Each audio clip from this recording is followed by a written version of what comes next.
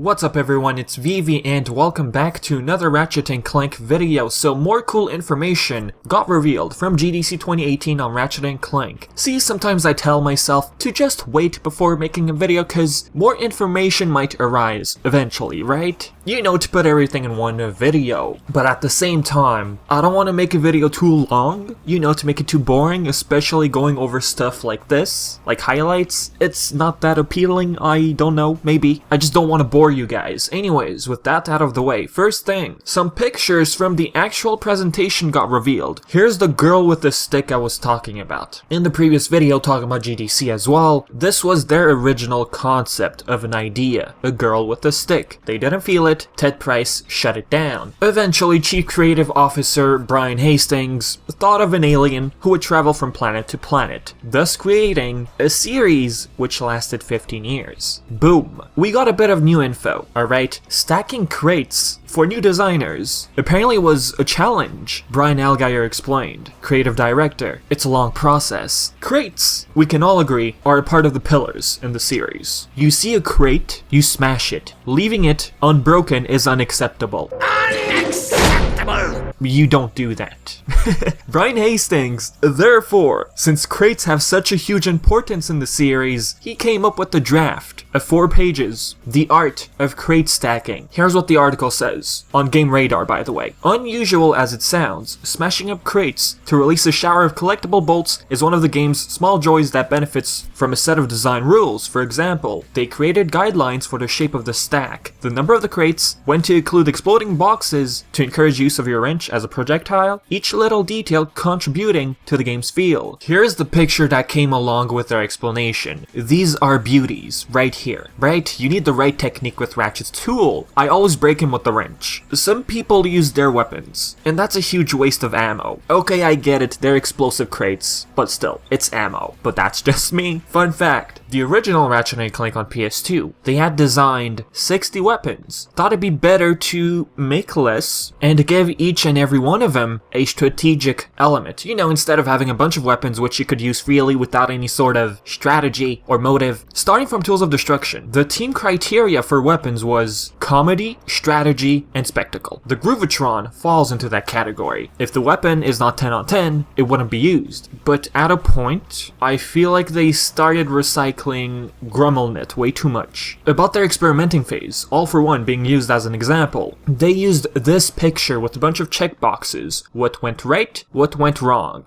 Gadgets, Captain Quark, visuals. I mean, the game is visually appealing, but as for the designs, I wasn't a huge fan, especially Ratchet's. Douglas Adams inspired humor. Okay, they got those ones right. The core of the series, however, was missing. It's not a bad game, it just felt unusual. Buddy story with heart, no. Imaginative and strategic weapons, no. Planetary exploration, no. Shooter platforming balance, nope. The weapons part, were they becoming self-aware? Like, hey, are we starting to recycle the weapons way too much? Them being non-imaginative and strategic? Into the Nexus, although short, it brought something fresh in terms of weapons. Do you agree or disagree? Into the Nexus happened, the weapons were pretty interesting, but then what happened with the reimagining? They just recycled again. So I hope for the next full-fledged game, assuming that's what the game will feel like, I want them to take their time with weapons. Try and come up with new ideas. I'm sure there's a bunch.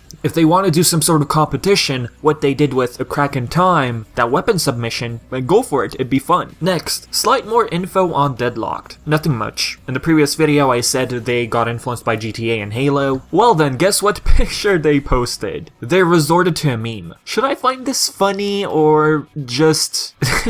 I never thought they'd use a meme. That's all I'm trying to say. Insomniac Games felt like they had learned their lesson with Deadlocked, that it deviated way too much. Although they think that, reviews stood at 8 and 8.5 on 10. Although different, although it's not the same DNA as they said, I enjoyed the gameplay very, very much. So to me, Deadlocked is not a failure. Next, the Ratchet & Clank series had fan questions, right? And it still does. TJ Fixman decided to explore more of the nature of Clank, where he came from, the Sony, a new faction, the Terrachnoids, and the Lombaxes. Well, technically speaking, the article article says Court of Azimuth, pretty much implying the Lombaxes. And with that, here's a pretty typical list of questions fans ask in general regarding the series. Who is Angela Crust? Okay, and so the whole situation with Angela Crust, she is a Lombax. Long story short, Insomniac Games has apologized about the whole situation. How many factions are there? Quite a few. There might be more. It really depends of the direction TJ Fixman decides to take the series next. How do they get along? I'm not too sure about this one. I think they're talking about Ratchet and Clank or them getting along with the other factions. I'm not too sure here. Who invented what weapon and on what planet? This question I personally never thought of. All weapons were manufactured by the weapon vendors, Megacorp, Gadgetron, Grumblenet. As for the first game, as for the Rhino at least, some think that it's from the Blarg, but we never had much info. Are all robots sentient or just Clank? Who knows? What forms of government are in place? From what we've learned so far, each galaxy has its own president, Solana being Pharonix, and Polaris used to be run by Quark. Artemis was supposed to run it, but Quark took over. I did talk about the comic. But yeah, some sectors, for example the Shadow Sector, Ratchet Deadlocked, that's a lawless place. It's dead. Illegal activities and stuff like that, you name it. What's under Quark's mask? I wondered that myself. Did Ratchet and Sasha ever date? They did share a kiss when watching one of Secret Agent Clank's movies. We don't know. Will we ever find out? We don't know. Ratchet did talk to Sasha in the comics, but this was never brought up.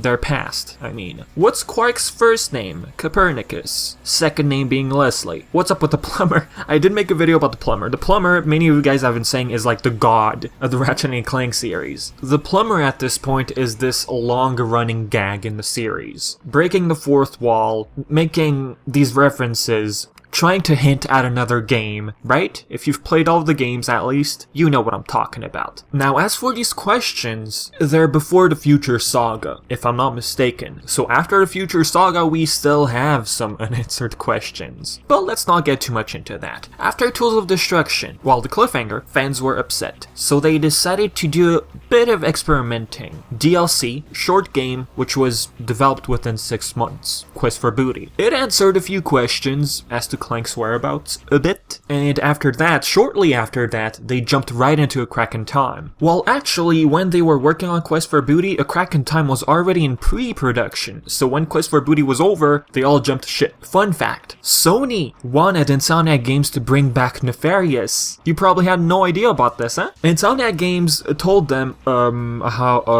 are we supposed to do this? His space station blew up in A Crack in Time? He's dead. Sony was like, just make it seem like he had a flesh wound. TJ Fixman had to think, alright, I guess he escaped at the last second. Happy Sony? There you go. That's what happened. Fixman said that that wasn't his most elegant solution. It's a pretty easy thing to get away with. Oh, he escaped. We can all agree. Well, technically speaking, Nefarious was dead at that point. Lawrence took Nefarious. Next part of the article which I want to bring up.